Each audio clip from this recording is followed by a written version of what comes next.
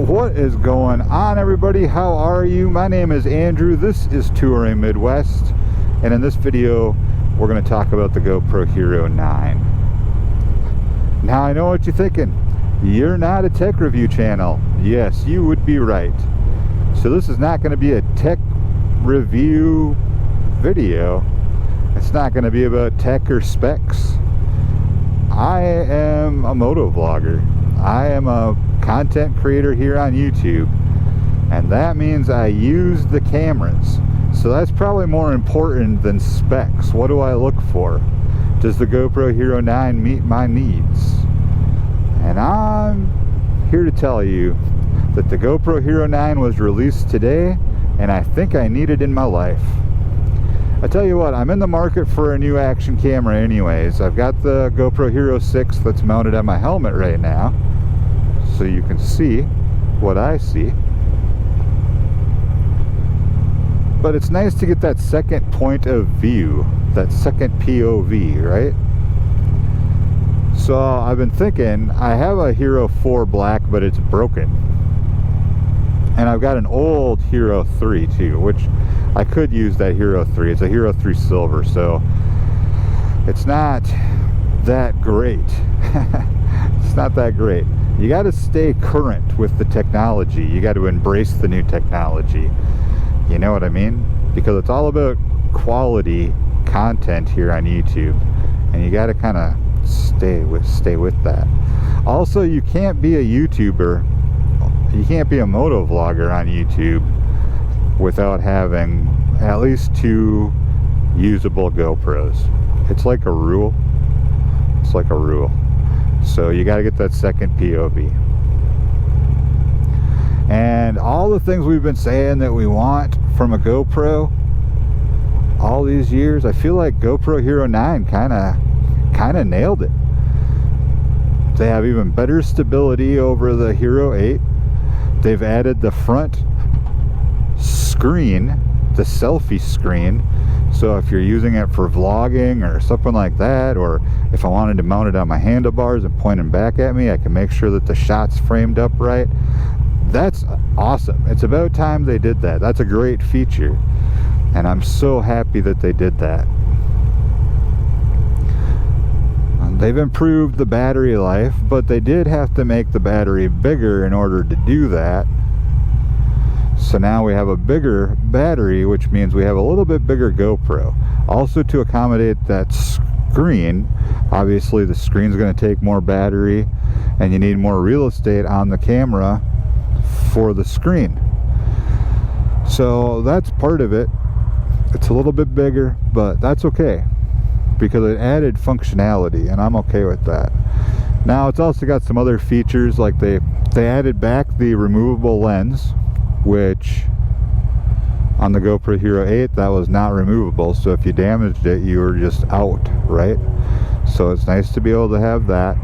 But with that, they're gonna have another lens that you can add to your GoPro for like an extra super view mode, an extra wide angle, which I think I don't have much use for, but I don't know, it might be kind of cool for when you're doing videos like this, an extra wide angle. I don't know, maybe, but that'll be an add-on. That'll be an extra accessory. Now, for my fellow motovlogging friends in the motovlogging community, or if we've never met and you're just watching this because I'm talking about the HERO9 on my motorcycle, sadly we still have the mic adapter, which I know has kind of bothered some of you. It doesn't really bother me that much, honestly.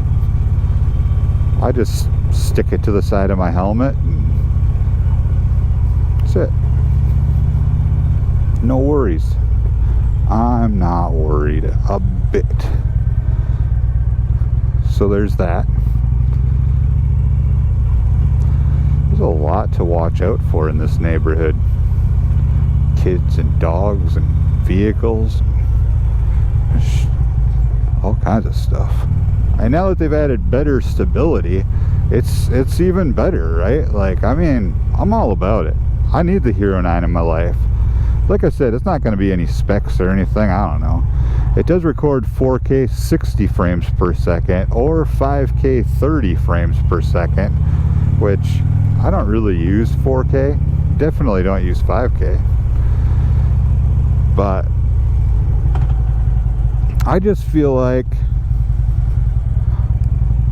it's not like a game changer or anything. Like I mean, it's a GoPro, it's an action camera, but it's got some more features that I think are really, really good. And since I'm in the market for a new action camera anyways, I think that's the one I'm gonna go with.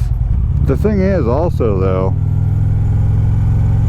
I've been wanting to get a new lens for my Canon camera, and I've been trying to get money saved up for that, and that's not really going that well.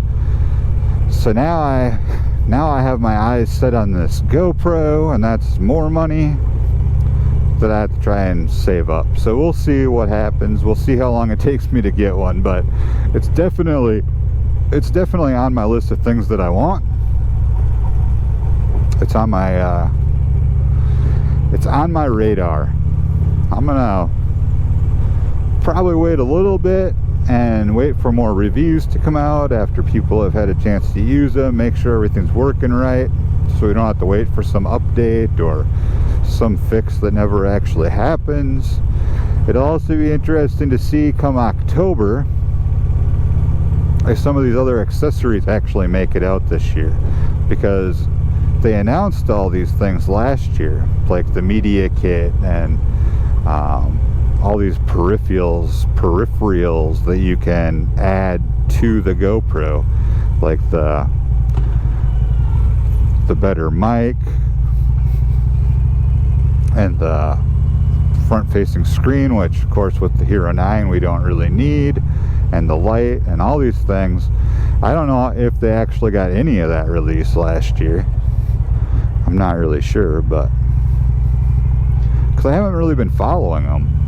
I didn't get the HERO8, I've got the HERO6, so I'm a few behind right now. But anyway, this is just kind of a rambling video talking about the HERO9. I want it. Do you want it? Let me know in the comments down below. And yeah, if we get it, I'll tell you guys all about it. And there's just too much going on around here tonight. I need to go home. I'm going home.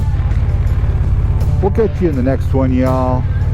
Same Braaap time, same Braaap channel. Have a good one. Take care. Let me know about that HERO9. Peace.